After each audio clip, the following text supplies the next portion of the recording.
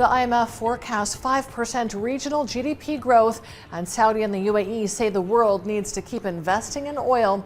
You're watching The Daily Brief with Forbes. I'm Ramia Faraj. The IMF is forecasting 5% 2022 real GDP growth across the Middle East Central Asia region, rising from 4.1% in 2021. 2023 growth is forecast at 3.6%. Crude producers are projected to see a $1 trillion oil windfall from 2022 to 2026. In contrast, oil importing countries face a deep terms of trade shock, higher sovereign spreads, and eroded market access. But robust remittance flows and resurging tourism is helping offset potential headwinds in some countries. Saudi and the UAE say the world needs to keep investing in oil production. Sultan Al Jaber, the head of ADNOC, warned that underinvestment could cause a shock to the world economy that would make recent convulsions look like a minor tremor.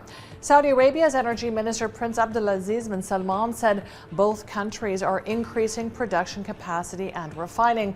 He said both would be the exemplary producer, hydrocarbon producers, while also achieving all of the sustainability goals. Bank Saudi Francis saw a net profit of $711.1 million for the first 9 months of the year, up 8.75% year on year.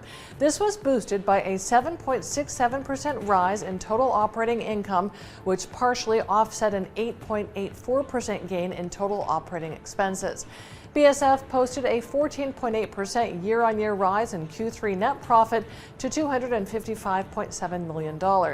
An increase in total operating income by 11.55% partially offset a 20.18% rise in total operating expenses.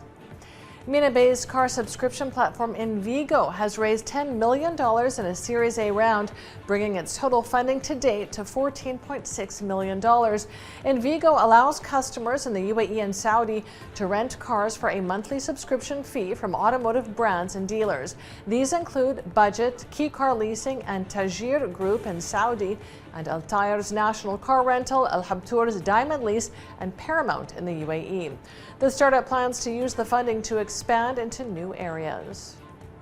With prices falling and ports clogged with LNG tankers, fears of a winter heating crisis in Europe have eased. For over a week now, there have been bottlenecks at Spanish ports of ships bringing in LNG, indicating Europe is at full capacity.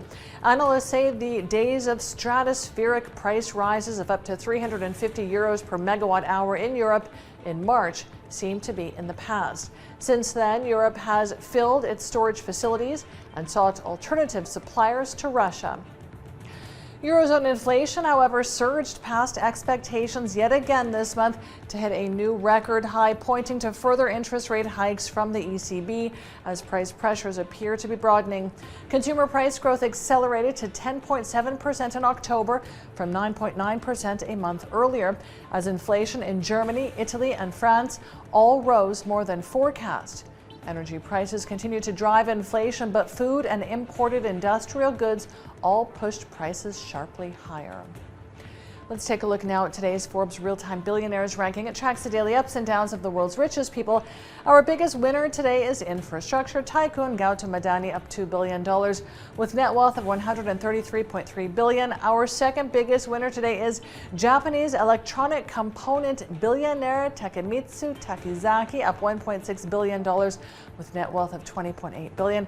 And our third place winner is SoftBank CEO Masayoshi Son, up $1.1 billion with net wealth of $22.4 billion. Check out our website and our social media for all of the latest billionaires news. I'm Ramia Faraj. This is The Daily Brief. Thanks for watching. See you tomorrow.